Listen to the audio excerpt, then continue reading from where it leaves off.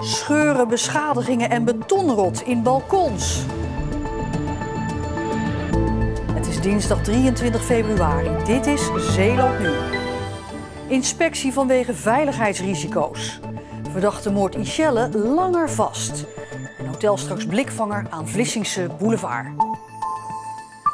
Goedenavond. Wooncorporatie Woongoed inspecteert een kleine 200 balkons uit de jaren 60 van de vorige eeuw. De balkons zijn mogelijk slecht van kwaliteit, waardoor ze af kunnen breken. En uit een eerste steekproef aan de Nassaulaan in Middelburg blijkt dat sommige balkons er inderdaad ernstig aan toe zijn. Ineens moest er in oktober vorig jaar snel gehandeld worden bij de flats in de Nassaulaan in Middelburg. Bij een steekproef onder 16 balkons bleek dat bij 9 daarvan de betonnen vloer niet meer veilig genoeg was. Ook helden er balkons naar voren en waren er scheuren te zien. Op basis van de onderzoeksresultaten bleek dat de veiligheid niet geborgd kon worden. Waardoor we binnen enkele dagen tot onderstempeling zijn overgegaan. Flatgebouwen van voor 1975 waren een 5-tal jaar geleden volop in het nieuws. Dit omdat bleek dat door constructiefouten en inferieur beton ongelukken konden gebeuren. Dat was in 2011 in Leeuwarden voor het eerst pijnlijk duidelijk geworden. Een onderzoeksplicht werd in 2016 ingesteld, maar de balkons van de flats in de Nassaulaan vielen hier niet onder. Desondanks besloot Woongoed een theoretisch onderzoek te laten doen. Waarom hebben jullie toen niet gelijk praktisch onderzoek laten doen? Ja, we hebben natuurlijk heel veel balkons. Je gaat ook af op de kennis die er bij constructeurs aanwezig is. Er was onvoldoende aanleiding op basis van die theoretische onderzoeken van de Nassaulaan om nader onderzoek te doen. Vanwege strengere regelgeving werd er in oktober alsnog een praktisch onderzoek gedaan, met alle gevolgen van dien.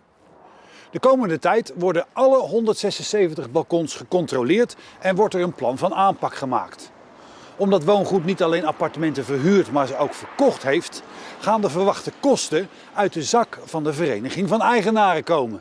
En dat is slecht nieuws voor Thijs Malkorps, die toen hij vorig jaar een appartement kocht, er geen rekening mee hield dat zijn balkons mogelijk opgeknapt moesten worden. Ja, dat vind ik toch wel een verontrustende gedachte.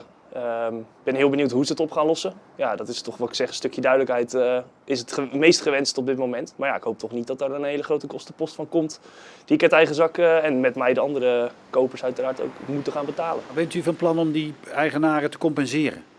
Nou, op het moment dat wij naar eerder geweten gehandeld hebben en er valt ons niets te verwijten, lijkt mij dat niet terecht. Nou ja, het is even afwachten wat inderdaad aan de hand is en wat de kostenpost gaat worden. Maar dan is het natuurlijk even goed uitzoeken wat mogelijkheden zijn. Want ja, benadruk dat ik het heel vervelend vind. En dat ik hoop dat met Woongoed er gewoon een goede oplossing gevonden kan worden. Want niemand zit te wachten op heel veel kosten. Woongoed doet inmiddels niet alleen onderzoek in de Nassaulaan. Ook de balkons van een aantal andere wooncomplexen in Middelburg worden nader geïnspecteerd.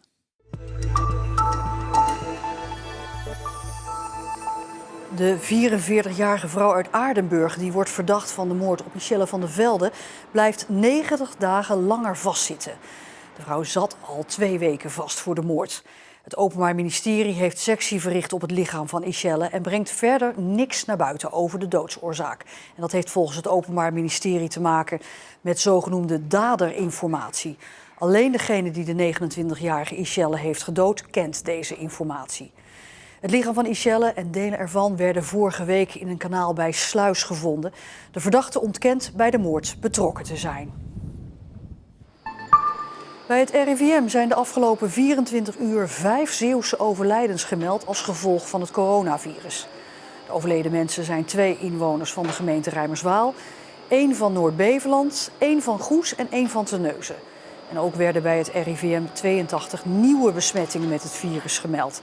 Dat is ongeveer evenveel als de afgelopen dagen. Waarschijnlijk mogen middelbare scholen en mbo-opleidingen weer 1 of 1,5 dag per week open vanaf volgende week. Hogescholen en universiteiten waarschijnlijk nog niet. En dat vinden studenten van de Hogeschool Zeeland jammer. Het is gewoon bagger, ja. Mentaal gaat het steeds slechter met een aantal studenten. Veel eenzaamheid, veel afsluiten. Kijk, je studententijd is gewoon heel erg belangrijk. Je bent jong, het gaat juist om sociale dingen, samen ondernemen. En dat missen we nu heel erg. De studenten vinden ook dat de kwaliteit van het online onderwijs minder is dan les in de klas, door gebrek aan interactie. Een hogere drempel om tijdens je online les je microfoon aan te zetten, je camera aan te zetten en dan je vraag te stellen. Dus heel veel mensen stellen gewoon hun vraag niet. Of ze denken, ik lig eigenlijk nog wel lekker in mijn bed, ik kijk hem straks wel terug. Dan mis je de interactie. In de Margaretha-polder bij Terneuzen is vanmiddag een koereiger vrijgelaten. Deze zeldzame vogel was bij de mikken hersteld omdat hij ernstig was verzwakt. Er is een witte reiger, de kleinste soort.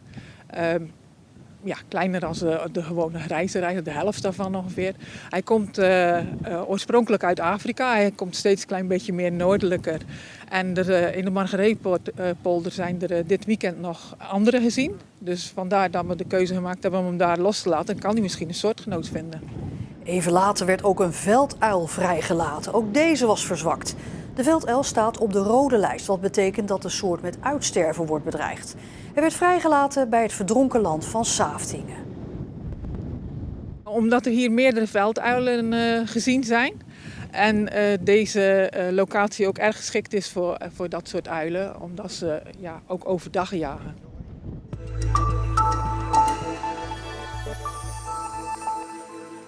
Het is een van de weinige dingen die we nog kunnen in deze tijd. Lekker naar buiten.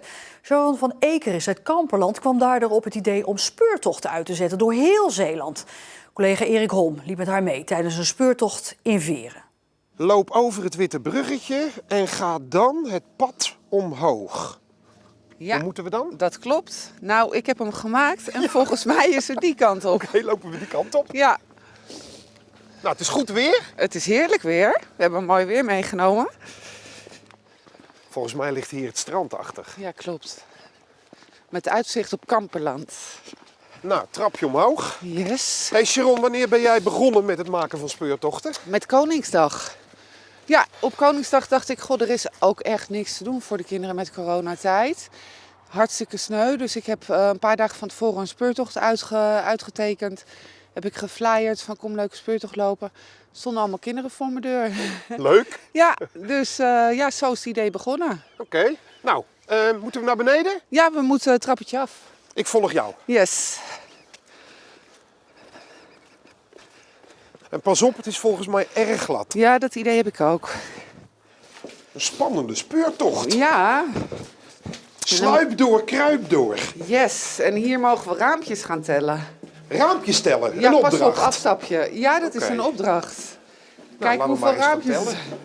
tellen. Je hebt ook een heel leuk uitzicht door sommige 2, raampjes. 3, 4, 5, 6, 7. Ik ben nu al de tel kwijt. Ja. 8, 9, 10. Nu is dit 1 speurtocht. Hoeveel speurtochten heb je inmiddels gemaakt? Nou, ik zit denk ik wel op de 10 of over de 10. We hebben met Sinterklaas echt een hele leuke speurtocht door Goes gehad. En met Kerst hebben we een speurtocht gehad. En voor wie zijn de speurtochten bedoeld? Ja, voor gezinnen met kinderen. Het is hartstikke leuk om met je eigen gezin te doen nu in coronatijd. Ik zet bij elke speurtocht voor welke leeftijd het leuk is. Dus de ene speurtocht is echt zoals deze door de verbindingstunnel. Is ook voor 12-jarigen nog hartstikke leuk. En ik zet het er gewoon bij. Sharon, waar moet nou eigenlijk een goede speurtocht aan voldoen? Ja, hij moet toch wel een beetje uitdaging bieden. Zoals dat je hier, dat de kinderen onder de donkere tunnel moeten. Toch wel genoeg vragen. Dat ze het idee hebben van ze moeten echt wat oplossen.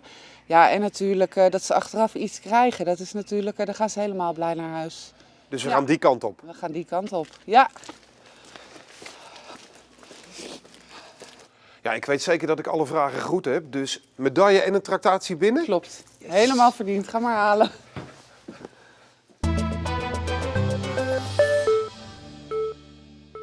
Het moet dé blikvanger worden van de boulevard van Vlissingen, het nieuwe Hotel Britannia.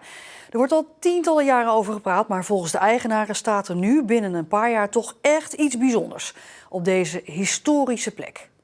Het begon in 1886 als Grand Hotel des Bains. In de jaren 20 van de vorige eeuw kwamen er meer Engelse toeristen naar Vlissingen en veranderde de naam in Britannia. Dit was echt de start van toerisme in Nederland. Dus dat vind ik zelf wel echt heel veel zeggen, dat er zoveel ruimte destijds was en dat er juist voor deze plek is gekozen. De ziel van Vlissingen. Kijk, Vlissingen heeft 2 gezichten zonder dat de Vlissingen het zelf beseft.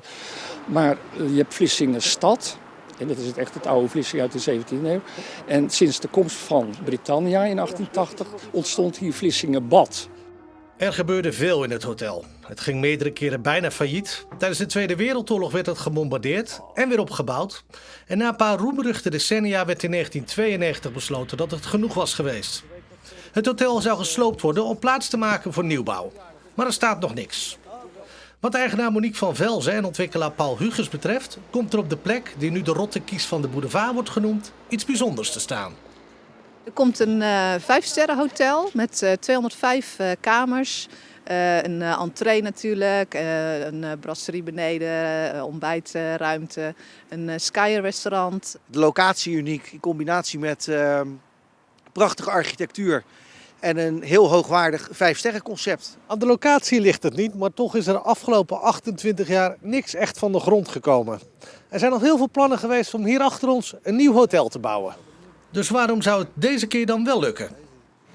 Nou, omdat we al die jaren voorbereiding gehad hebben en er nu ook gewoon een heel goed team staat en alle facetten bij elkaar zijn gekomen. Dus een hele goede hotelier is gevonden. We kijken naar de omvang van het project. Niet alleen qua verschijningsvorm, maar ook financieel, economisch. Dan hebben we hier inderdaad over een heel belangrijk project en een groot project voor Zeeuwse begrippen, absoluut. Britannia is belangrijk voor Vlissingers. Voor Michiel Snoek is het ook een hobby. En ik verzamel al 30, 40 jaar alles waar het woordje Vlissingen op staat en ouder is dan 25 jaar, zeg maar. Waaronder dus ook Britannia. Dus op de trap heb ik diverse dingen over de geschiedenis van Britannia uitgestald. En daar heb ik dus bekertjes, een klomp in allerlei vormen, bordjes, met een koperen plaat. Dus dit is zo essentieel in de geschiedenis van Vlissingen. Als hier weer het Britannia zeg maar, herrijst, dan is Vlissingen weer badplaats. En dan kunnen we ook niet meer als arme arbeidersstad, staan we dan niet meer te boek. Dan zijn we weer badplaats, Vlissingenbad. Aan de vergunningen wordt gewerkt en de eigenaren zien weinig obstakels meer. Nou, we hebben nu ook heel veel positieve reacties gehad, ook van de Vlissingers. En we hebben er gewoon het volle vertrouwen in dat het zover komt. Ja. Het is misschien als het gerealiseerd wordt, ja, dan is het een beetje jammer voor Vlissingen, want dan hebben we niks meer om over te zeuren. Dat is te klagen. Maar goed, dit is de kans nu voor Vlissingen om zich weer op de kaart te zetten. In 2024 moeten de eerste gasten worden verwelkomd in een nieuw hotel. Het is nog winter, maar dit leek toch echt een lentedag. Met een zonnetje en temperaturen tussen de 12 en 16 graden. En morgen dan wordt het nog zonniger en warmer. Maar vanaf donderdag dreigt een regenbui en wordt het dan toch weer koeler. En straks ziet u nog een uitgebreidere versie van de weersverwachting voor Zeeland. Tot zover deze Zeeland Nu. Meer Zeeuws nieuws vindt u op onze website en op de app voor uw mobiel. Nog een hele fijne dinsdagavond en graag tot morgen.